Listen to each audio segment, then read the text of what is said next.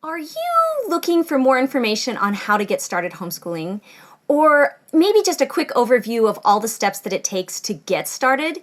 Well, look no further because in this video, we're going to cover 6 steps that you will need to do in order to get started homeschooling. My name's Tori Ann Perky, and I have 4 children, and I've been homeschooling for over 15 years. And in this video, I'm going to cover 6 steps that you need to take in order to begin homeschooling. And I'm also going to share a free resource with you that will give you even more information on this topic when this video is through. Okay, so what are the steps? You want to get started homeschooling. What do you need to do?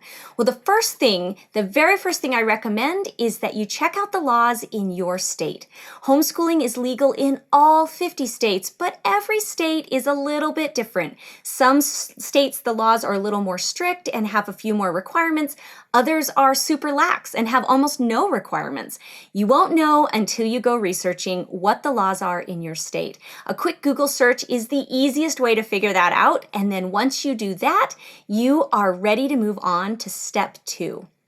Now, step 2, what I recommend is that you get kind of clear on why you're homeschooling.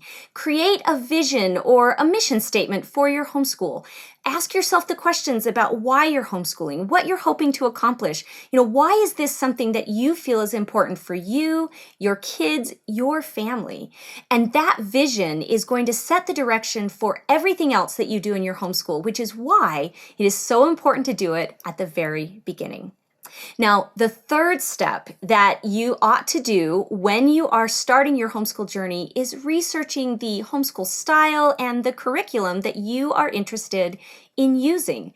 There are so many options for homeschoolers these days. When I started over 15 years ago, there wasn't nearly as much, but now there is a buffet of options. There are curriculum that are online.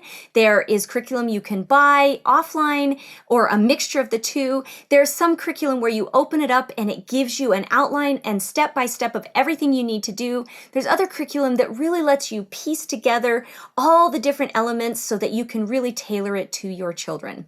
There's not a right or a wrong curriculum. It's all about what you're looking for and what your kids need. So spend some time researching so that you can make sure that you find something that you think will work.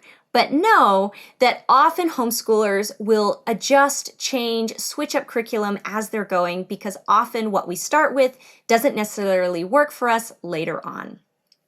The fourth thing I recommend you do when you get started homeschooling is plan out your homeschool year. You want to start with the really big picture and then work your way down into the specific lessons and how you're going to map out both your year, your month, and your week, and even your day. And yes, that takes a little bit of time, although it does not have to be nearly as overwhelming as that might sound, because homeschooling is all about being flexible and tailoring to your family. So you want to have a big plan, you want to have some things in place, but also you're going to be adjusting as you go along.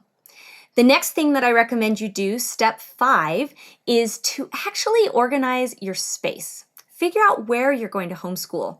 Now, homeschoolers homeschool all over the place. Some like to go out into the world and spend hardly any time at home.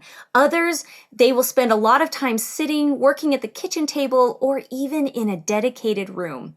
It doesn't matter. Homeschooling can happen anywhere, and each family is going to have its own unique space situation.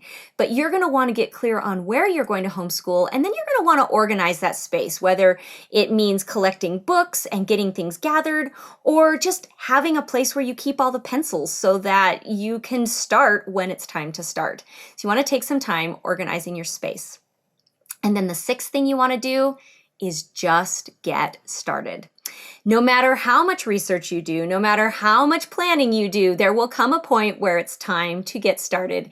And you will probably still feel a little overwhelmed and maybe just a little bit of fear, or maybe even a lot of fear. That's totally normal, but you can't let it stop you. At some point, you jump in and you get going, because the truth is you'll never be completely ready. And no matter how much planning you do, it's going to change, because that is part of the adventure of homeschooling.